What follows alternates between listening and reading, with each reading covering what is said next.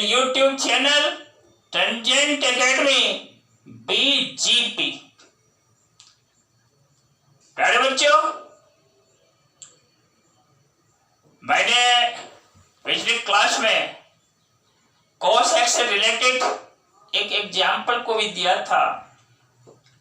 याद होगा कि वहां पर मेरा एग्जाम्पल था if cos x equal to -3/5, x lie in third quadrant, find the values of other 5 trigonometrical ratios। Just पिछले क्लास की मैं बात कर रहा हूं। और नौ अभी की क्लास में देखो, cos फंक्शन का मान, कोसाइन का मान कुछ एंगल्स पर प्राप्त करने हम सीखना चाहते हैं, हमें सीखना है। और व्हाट आर दीज?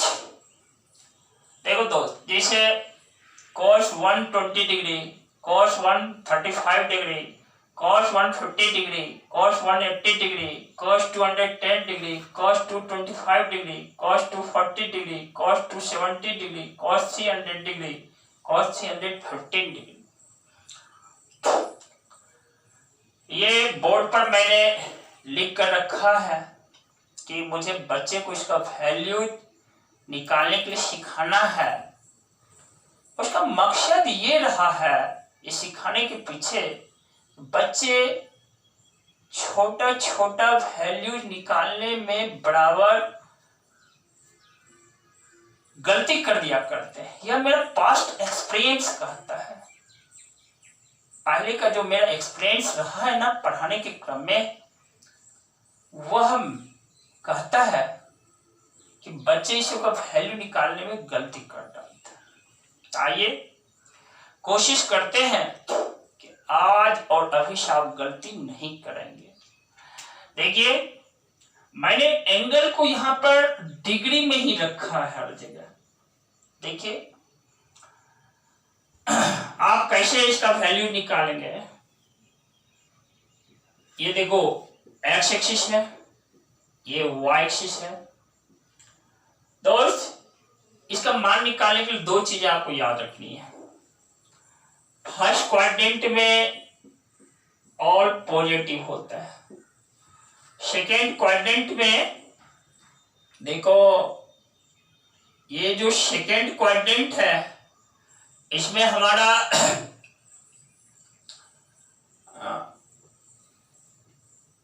साइन और कोसेक पॉजिटिव होता है। थर्ड क्वाड्रेंट में टेन और कॉट पॉजिटिव होता है। फोर्थ क्वाड्रेंट में जो है ना, सेक और कॉस, सॉरी पहले कॉस में लिख देता हूं, कॉस और सेक पॉजिटिव होता है। अब देखिए, यहां पे कहने का अर्थ है फर्स्ट क्वाड्रेंट में ऑल पॉजिटिव, मतलब sine, cosine, tangent, cotangent, secant and cosecant of an angle theta is always positive होता है। यहां पर साइन कोसेक पॉजिटिव होता है सेकेंड क्वाड्रेंट में, रेस्ट निगेटिव। रेस्ट निगेटिव करने का मतलब साइन कोसेक के अलावा जो बचता है, जैसे कॉस है, टेन है, कॉट है, सेक है, वह उसका मान निगेटिव होता है। इस क्वाड्रेंट में टेन कॉट के अलावा रेस्ट निगेटिव है। फोर्थ क्वाड्रेंट में कॉस और सेक के अलावा रेस्ट निगेटिव है। और एक चीज जो जाननी है मुझे, वह यह कि देखो 180 डिग्री और 360 डिग्री के साथ नोट चेंज होता है। फिर देखो 90 डिग्री और 270 डिग्री के साथ चेंज होता है। अब देखो बच्चों, नो चेंज और चेंज, यहां पे कहने का क्या मतलब है? आइए पहले हम एग्जाम्पल लेते हैं, तब आप समझेंगे इस बात को और सावधानी के साथ। ये देखो मेरा एग्जांपल है cos 120 डिग्री। तो दोस्त इसको लिख सकते हैं cos 90 डिग्री अब प्लस 30 डिग्री। यह क्या है, देखो 90 डिग्री है ना, इसके साथ चेंज होता है। अब यह जो कोसाइन फंक्शन है ना, ये साइन में चेंज हो जाता है। फिर देखो cos 90 degree plus theta sine theta होता है। थीटा के प्लेस में कितना है 30 डिग्री, साइन 30 डिग्री। दूसरी बात देखनी है कि यह 120 डिग्री जो एंगल है, यह हमारा किस क्वाड्रेंट में एंगल है, यह एंगल हमारा सेकेंड क्वाड्रेंट में। और सेकेंड क्वाड्रेंट में कॉस क्या है, निगेटिव है, क्योंकि साइन और कोसेक के अलावा सब निगेटिव है। तो इसमें कॉस भी है, मेरा कॉस निगेटिव है, इसलिए यहां पर हम माइनस देंगे, माइनस साइन 30। साइन 30 डिग्री का मान आप पहले से ही जान चुके हैं। यह माइनस, यहां देखो माइनस है, और साइन 30 डिग्री हाफ 1/2, यानी cos 120 डिग्री का मान क्या है दोस्त, माइनस हाफ। देखिए यही मान निकालना है, लेकिन इसको कैसे निकालना है, देखो cos 120 डिग्री। अब हम इसको ऐसे भी लिख सकते हैं, cos 180 डिग्री माइनस 60 डिग्री।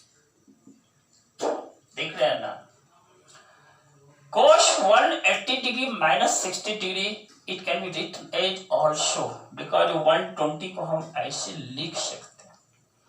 लेकिन यहां पर 180 डिग्री है ना, देखो क्या कहता है, नो चेंज। किसमें चेंज या नो चेंज, यह फंक्शन, क्योंकि यहां पर फंक्शन क्या है भाई, cos है, तो इस cos के साथ कोई चेंज नहीं। यहां cos है तो cos ही रह गया। और ये 120 degree lies in second quadrant, so it's value is negative. cos है ना निगेटिव, तो माइनस cos 60 डिग्री। यहां पर आपका फॉर्मूला क्या हुआ, cos 180 degree minus theta minus cos theta दोस्त। और आपने क्लास 9 या क्लास 10 में जरूर पढ़ा होगा कि cos 60 डिग्री का वैल्यू हाफ होता है, तो इसका मान क्या है, माइनस हाफ है दोस्त। देखो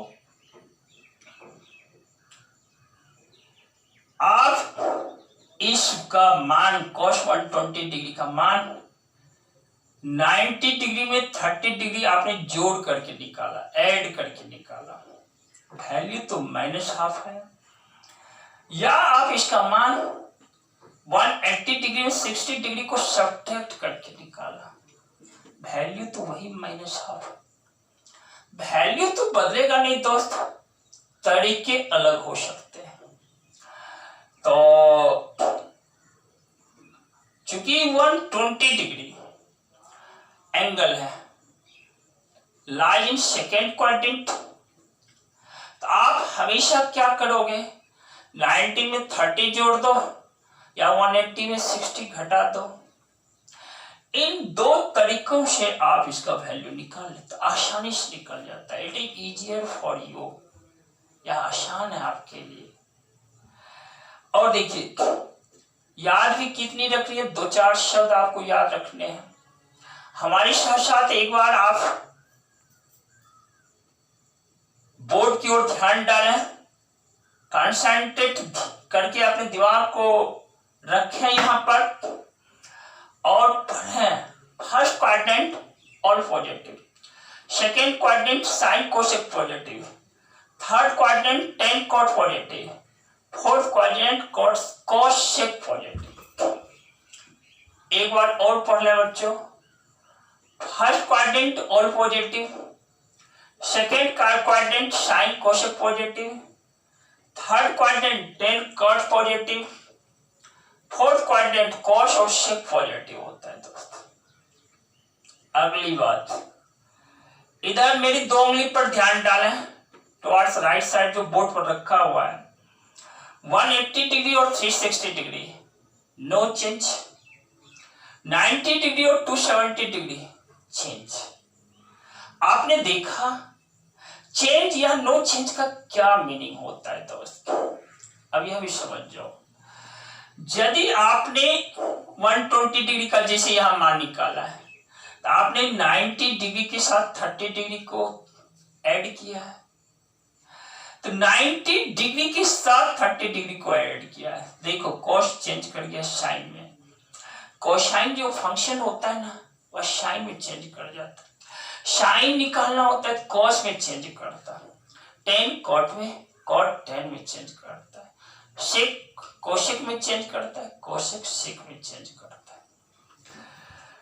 दूसरी बात, इस पर ध्यान किस पे और देना होता है, देखो कोस ये सेकेंड क्वाड्रेंट में एंगल है, सेकेंड क्वाड्रेंट में जो है कॉस निगेटिव है या पॉजिटिव, निगेटिव है, तो इस साइन को हम यहां रख देते हैं आगे, माइनस साइन 30 डिग्री, और आपने 0 से 90 डिग्री के बीच के एंगल के लिए आप sine cos tan cos sec और कोसेक का मान आपने अर्लियर क्लास में पढ़ा है। अर्लियर कहने का अर्थ आप या तो 9th क्लास में पढ़े होंगे या 10th क्लास में पढ़े होंगे, और यदि आप नहीं भी पढ़े हैं तो आप कुछ नहीं है, आप 11th क्लास में भी आप इसके वैल्यूज को बस 2-4 मिनट ठीक है रिकॉल कर लेना अपने आप के साथ। देखो तो इस तरीके से हम इन सभी कोसाइन के लिए ने यानी 120 डिग्री है ना, cosine of an angle 120 degree, 135 degree, 150 degree, किसी का भी मान हम प्राप्त कर सकते हैं।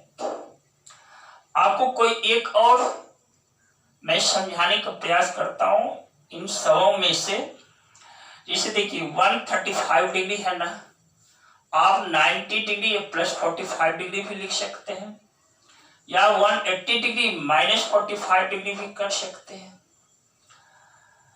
इसी तरीके से देखो मैं cos 240 डिग्री है ना, इसका मान समझाने का आपको प्रयास करता हूं। सेम तरीका, सेम मेथड, आप अपने से प्रैक्टिस करके कैसे इन सब का मान आप प्राप्त कर सकते हैं, देखें, क्लियरली देखें। आइए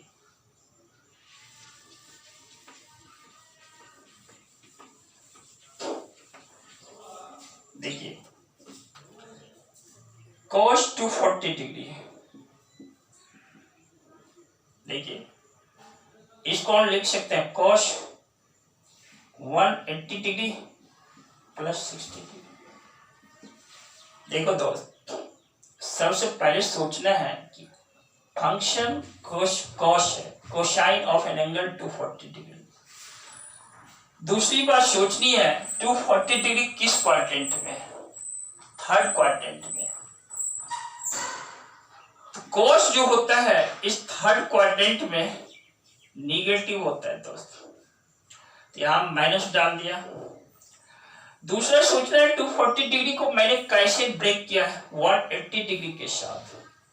देखो 180 डिग्री नो चेंज है, इट मीन्स cos ही रह गया, और देखो cos अभी 180 डिग्री प्लस थीटा, थीटा के प्लेस पे कितना है 60 डिग्री, माइनस cos 60 डिग्री।